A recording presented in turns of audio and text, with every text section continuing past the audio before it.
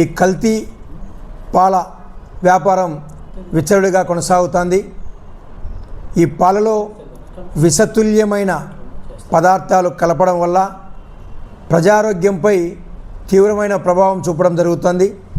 దీనికి సంబంధించి నిన్ననే విజిలెన్స్ డిఎస్పి నాగభూషణ్ గారు కూడా ఆయన తన అభిప్రాయాన్ని మొత్తం ఒక దాడులు చేసి వాళ్ళని చర్యలు కూడా తీసుకోవడం జరుగుతుంది.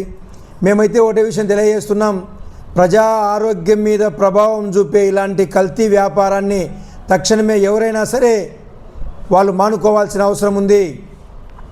అధికారులు కూడా ఈ విషయంలో చాలా తీక్షణంగా కఠినంగా వ్యవహరించాలని కోరడం జరుగుతుంది. ఇప్పుడే అడిషనల్ కలెక్టర్ గారిని వినూత్న గారిని కూడా కలవడం జరిగింది. ఆమె కూడా రేపటి నుంచే మేము ఎక్కడికెక్కడ దాడులు చేస్తామని చెప్పడం జరిగింది. కానీ ఈ దాడులు అనేది ఒకే రోజు కాకుండా నిరంతరాయంగా దాడులు కొనసాగాల్సిన అవసరం ఎంతగానో ఉంది. ఎందుకంటే ఇది ఒక రోజుతో ముగిసే వ్యవహారం కాదు, ఇది నిరంతరంగా కొనసాగుతున్న వ్యాపారం. ఈరోజు ఎక్కడ చూసినా కూడా లక్షలాది మంది అనంతపూర్ నగర ప్రజల మీద ప్రభావం చూపుతుంది. ఇది ఒక అనంతపూర్ నగరంలోనే కాదు, జిల్లా వ్యాప్తంగా కూడా ఇలాంటి కల్తీ చేసే కేంద్రాలను ఏర్పాటు చేసుకొని ఆ కేంద్రాల ద్వారా తిరిగి ప్రజలకు సరఫరా కొనసాగుతోంది.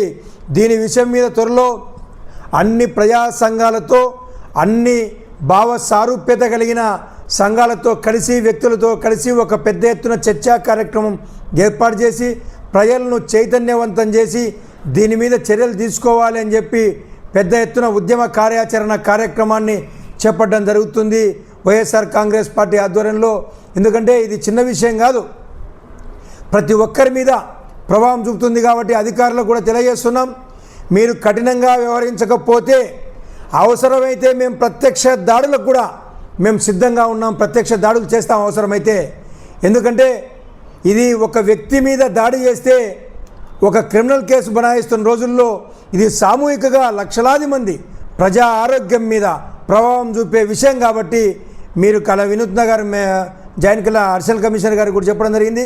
ఆమె సంబంధిత అధికారులతో కూడా మా ఎదురుగానే మాట్లాడడం కూడా జరిగింది. మేము ఒకటే రేపటి నుంచే కార్యాచరణ కార్యక్రమం కొనసాగిస్తాం. అదేవిధంగా పాల వ్యాపారస్తులకు కూడా తెలియజేస్తున్నాం, మీరు మానవతా దృక్పథంతో వ్యవహరించాల్సిన అవసరం ఉంది. ఈ కల్తీ వ్యాపారస్తుల విషయంలో ఈ యొక్క పాల వ్యాపారస్తులు కూడా మీరు చాలా జాగ్రత్తగా ఉండాల్సిన అవసరం ఉంది. వాళ్ళు ఏ రకమైన పాలు మీకు అమ్ముతున్నారో, మీరు మళ్ళీ తిరిగి ప్రజలకు అమ్ముతున్నారో, మీరు ఖచ్చితంగా మీరు మానవతా దృక్పథంతో వ్యవహరించకపోతే అందరూ కూడా బాధ్యులవుతారు.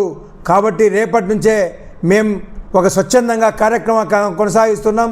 దీంట్లో అందరూ పాల్గొని కోరుతున్నాం.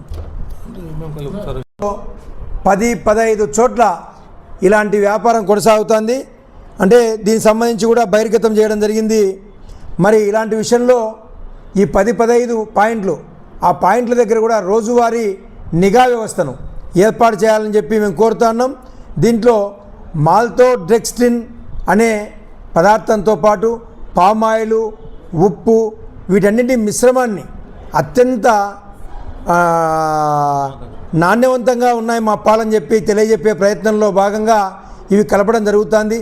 దీనివల్ల ప్రజలకు సంబంధించి నిన్ననే కూడా చెప్పడం జరిగింది, చాలామంది డాక్టర్లు కూడా చెప్పడం జరిగింది, ప్రజల యొక్క జీవనాడి విషయంలో అయితేనేమి, అదేవిధంగా ఈ యొక్క అల్సర్ విషయంలో అయితేనేమి దీని ప్రభావం పెద్దగా ఉంటుంది, ప్రభావం చూపుతుంది అని చెప్పి. కాబట్టి భయంకరమైన, అత్యంత భయంకరమైన ఇది చర్య ఇది. కాబట్టి కఠిన చర్యలు తీసుకోండి అని చెప్పి కఠినంగానే హెచ్చరిస్తున్నాం. లేకపోతే మేమే ప్రత్యక్ష దాడులు చేస్తాం.